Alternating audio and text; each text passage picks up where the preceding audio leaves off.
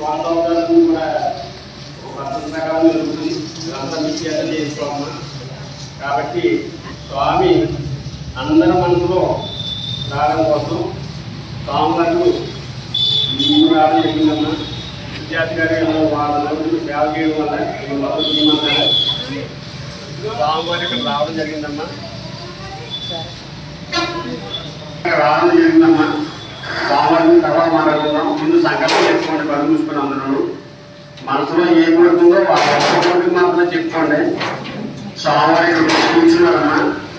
కాబట్టి మీ సంకల్పం చెప్తాం. సంకల్పంతో పాటు మీరు కూడా చెప్పండి అందరు. అదే విషయం పట్టుకో. నువ్వు పట్టుకో. ముందు పెరిగే పట్టుకో.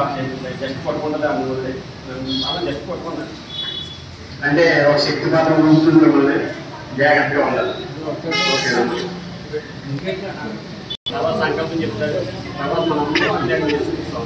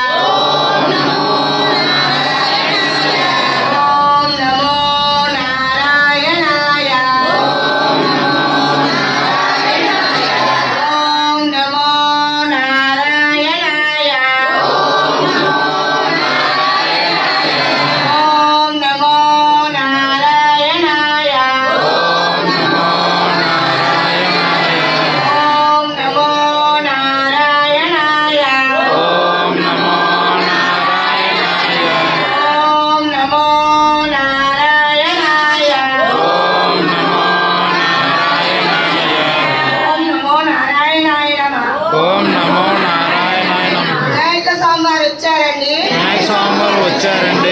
పాదాలు కడిగామండి. ఆసనంపై కూర్చున్నారండి. ఇచ్చామండి. వస్త్రం కట్టామండి. అభిషేకం చేయటకు సిద్ధపరిచామండి. సిద్ధి మాత గారు వచ్చారండి. వారి పాదాలు కడిగామండి. ఆసనంపై కూర్చున్నారండి. ఇచ్చామండి. వస్త్రం కట్టామండి. అభిషేకం చేయటకు సిద్ధపరిచామండి.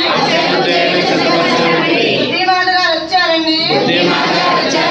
వారి పాదాలు కడిగామండి. ఆసనంపై కూర్చున్నారండి. ఇచ్చామండి. తెల్లని వస్త్రం కట్టామండి.